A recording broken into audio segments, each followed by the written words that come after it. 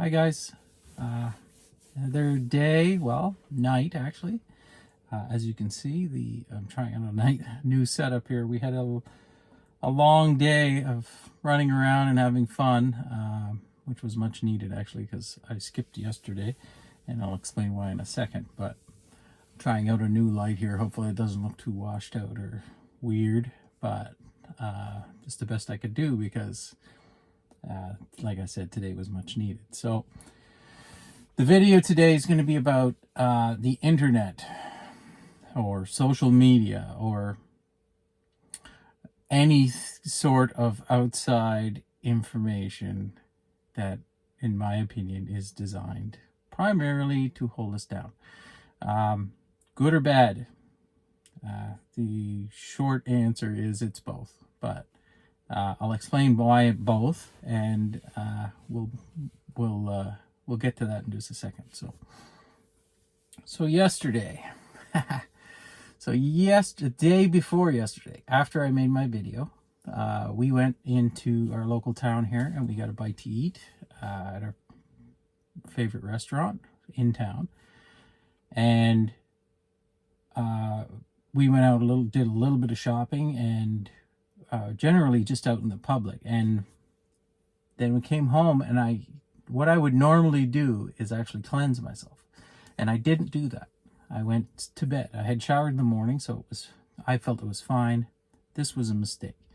So no matter what you do, when you go out in these public situations, you're going to be exposed to low vibration people, toxic chemicals in the air, especially if you eat at a restaurant. Even if it's a wonderful restaurant that you love, the food's not yours, so you don't know which ingredients they're using. And spoiler alert, things like canola oil are not good for you. So olive oil is a much superior choice, but I'll have to do a whole video on food here soon.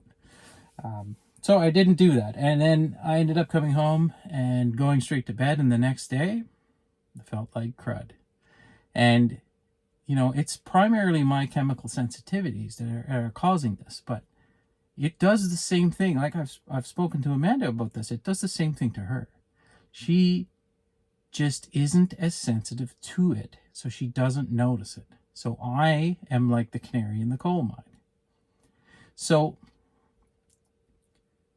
and if you don't know that reference, it's they used to take canaries into coal mines, and they would die first before the men would be exposed to the higher levels of toxins in the coal mines. So I think it was methane, and the gentleman would get out after the canary died. So I'm going to die first if I get exposed to too much, but you're still getting exposed to the same things. So what's my point here? I should have came home and I should have done my routine that I do to cleanse myself of this stuff. Now, that primarily involves showering and rinsing my sinuses, because that's my main, say, avenue of attack. It's the place I have the most problem. So what I will do is I will go in the shower. I will cleanse the outside of my body with soaps, nice natural soaps. And then I will actually run water down my sinuses and in through my mouth and clear anything out of there. So the rinsing effect in itself gets a lot of the stuff out of there, and then it has less of a chance of irritating me for the rest of the evening instead of sleeping with it in there all night. I also rinse my eyes out with the shower water. It really does help. So and then you do things like burn sage or Palo Santo to try to clear the energy that you've picked up while you're out there as well.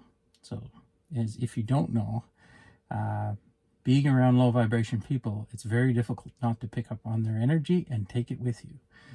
It just in general will lower you. So, yeah, I think that's it. Just take care of yourself. Clean yourself up when you get back. So, and then that was just in the morning, and then we decided we were going to go to a beach, and I didn't have any. I felt fine as far as like ego trying to take over, like I explained in one of my other videos, or any of that stuff. I didn't have a problem keeping control of myself, or keeping control of the vehicle. But I wasn't happy. I had low energy. I was grounded on a beach, feeding the water. We were playing with the dog. It was sunny. Like, there should have been no issues. I didn't go anywhere near town to pick up any low energy, yet I could feel something. And it had gotten so severe that I almost felt like I was right back to square one, where no plastic noises and all the autistic things that used to bother me, and I didn't have a way to control any of that. It was all back. So it was kind of scary for a minute because I didn't understand what was going on. And then the universe showed me. So what had happened was, I'm an empath. I pick up on the people's energies that I'm around, or the collective consciousness. And because I am completely off of social media, I had no idea what was going on in the world. And from what I can ascertain, because I really do refuse to look at this stuff anymore, something major happened in the world to scare a lot of people. So a particular country made an excursion into a different country, I think. And I think maybe there's a lot of people that are really frightened that something bad is going to happen. Now, as I said before, I have clairvoyance, so I know we're all going to be okay. There's nothing to worry about, and I know what this whole system's designed to do to us. Now, you don't have to believe that, but that is my opinion, that there is a system installed to hold us down. It's still just part of the game, like I've said before. Don't let it fool you. It's like a trick. It's like another level in the game. These conspiracy theories and things. A lot of them, unfortunately, are probably true. But it doesn't matter. Again, it's another level to the game. The objective here is to get out of the game. That's the enlightenment. So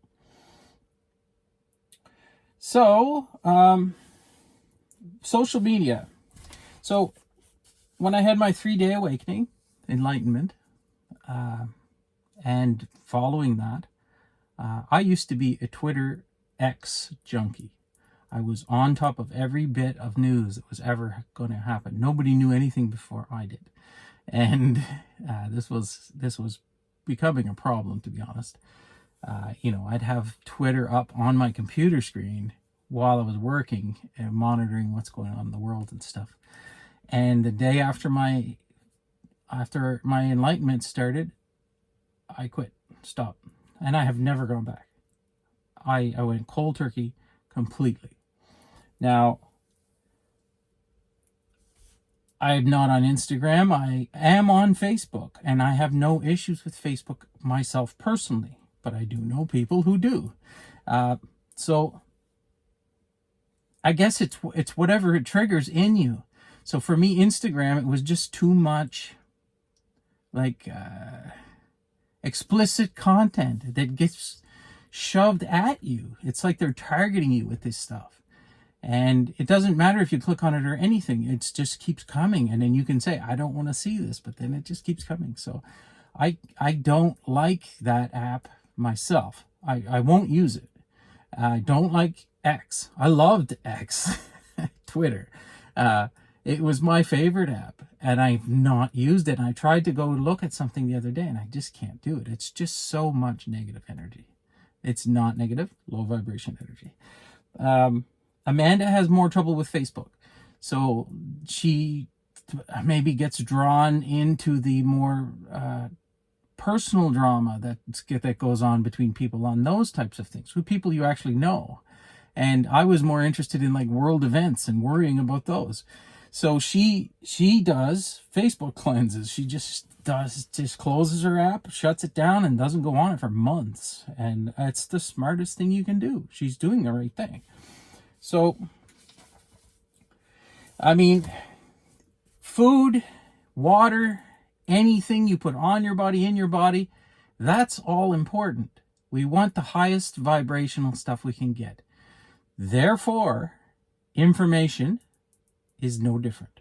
So if you take information that is designed to have a low vibration and designed to get you to click on it and designed to have you doom scrolling for days on end, it's going to lower your vibration. You have to stop that. You have to cut it out. You don't want to cut out all information. This isn't the goal here. There are valuable things in these platforms. Some of them, maybe not Instagram in my opinion, but anyway, some of them have valuable things, especially YouTube. So what can you do? You know, it's pervasive. You know, if you watch the news, which I would never suggest doing, you're not going to get anything positive out of it. You're not going to get anything high vibration out of the news. It is designed to get you to click, and to draw you in, and fear sells, as well as some other things that Instagram tends to peddle. You know, it's triggering things that are built into our brains, wiring, that the psychological pathways that they've figured out and how to get us to click. It's no different than trying to eat one potato chip. They've balanced that potato chip so that it's nearly impossible. They have the perfect carbohydrate, fat, salt balance that it triggers circuitry in your body and makes it nearly impossible to stop eating them. That's why they make them. The news is the same. They've just figured out the algorithm that works up here. And they also know that we're damaged in different ways. So it depends on what neurological pathways you've had burnt into your brain before the age of 7, and then they exploit that, and they use different avenues for each person. So what's your poison, right? So don't let them exploit you. That's my advice here. You know, before you heal yourself and before you have some of these, there's ways to defend against this a little bit. There's ways to protect your energy, which I'll get into later on. But, you know, until you get to a point where you can consume some of this stuff without getting drawn into it, you're going to have to cut it out. For the most part, almost all of it. If you don't, it's going to be very difficult to get anywhere. Like I said, this is energy for your brain. This is energy for your conscious mind to consume. And if you're feeding it garbage, you're not going to heal. You know, as I said, it's all just part of this illusion. It's all another level in the game. So, do you want to keep playing the game, or do you want to get outside of the game? Do you just want to live the rest of your life at a higher level, fooled by bigger illusions, or do you want to just get out? As I'm getting out, I'm out of this. Yeah. So cold turkey. If you do get healed eventually, you might be able to look at things. So I can go on these sites now. At times, and I have to be real with myself, I can use some of these platforms sparingly and cautiously, because, well, let's see. As I said before, I am clairvoyant, so I have seen. Not exactly the ultimate future for everyone, but I've seen a probability and a possibility of where we're going as a planet. So I'm not afraid of what's going to happen because I've seen what it is. And I'm quite aware that a lot of people haven't done this. And that's okay. And you don't even have to believe me. That's also okay. Because there's no arguing with the fact that this is hard on us.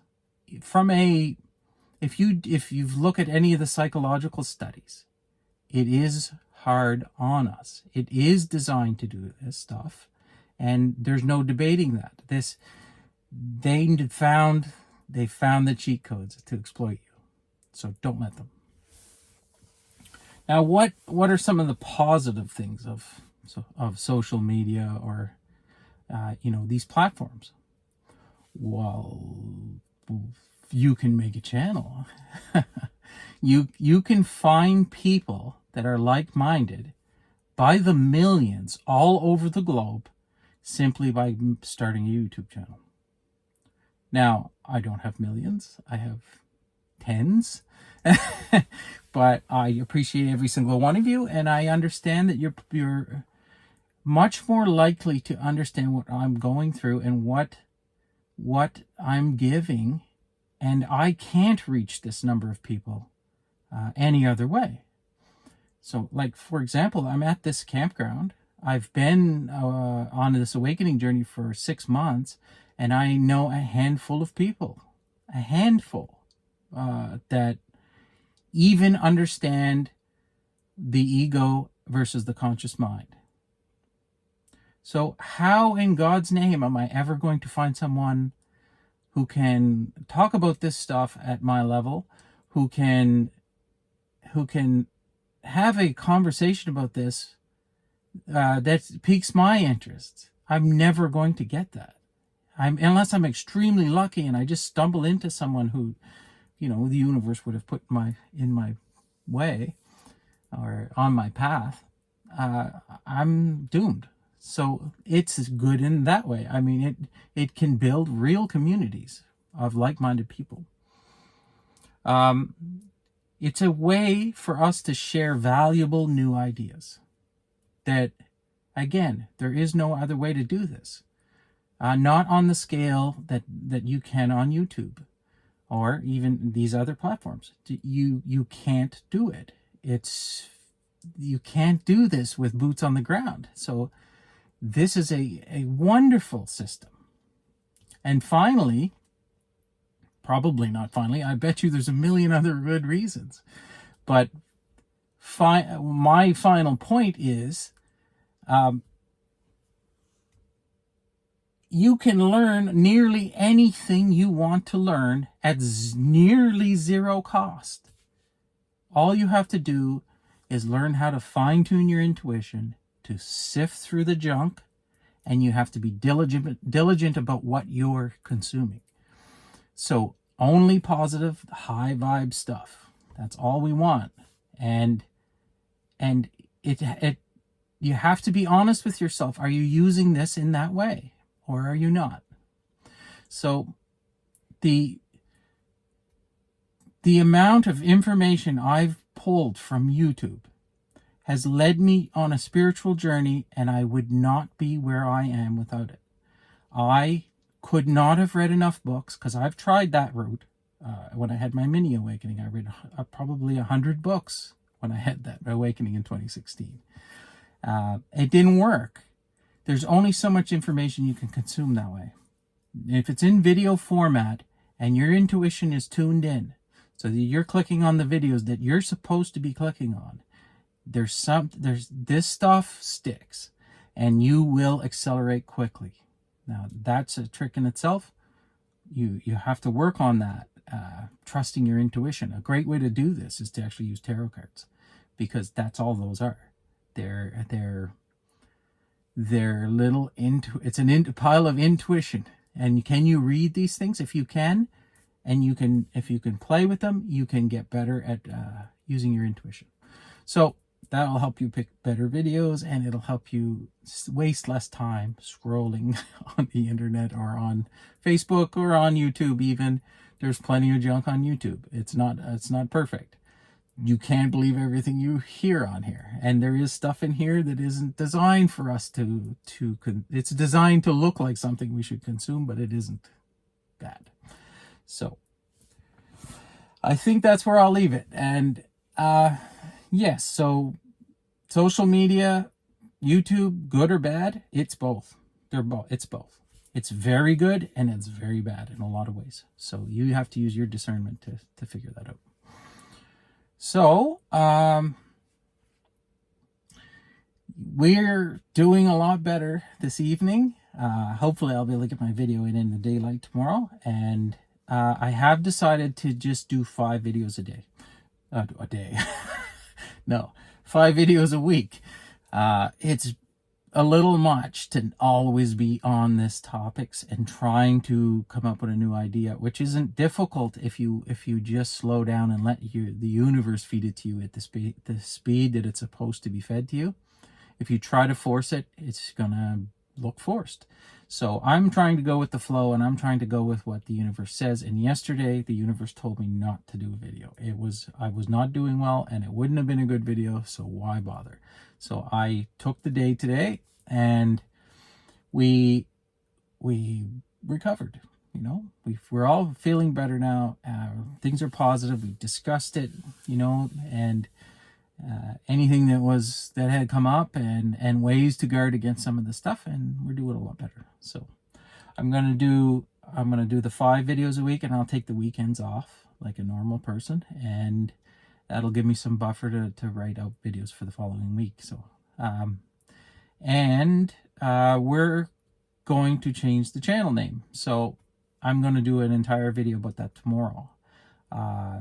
It's something that we have been discussing since the beginning, because Amanda and I have had a dream to do something since this awakening process started. It came to me, and I put the vision in front of Amanda, and it's definitely resonating with her, and it's something that we are going to do. And so we're treating this channel like it's the start of that, because it's a healing center, and this is the start of healing. So I believe I'm going to be helping people when I do these videos, and I know I have, because some people have already messaged me and said this as much. So I'm doing something valuable, and I believe this is the start of our healing center. So tomorrow's video will be all about that, how we got to it, what the vision looks like, and you know, the new name. So there you go. That's what we'll be covering tomorrow. So as I always say, I hope this video finds you well. I love you all, and we will see you tomorrow.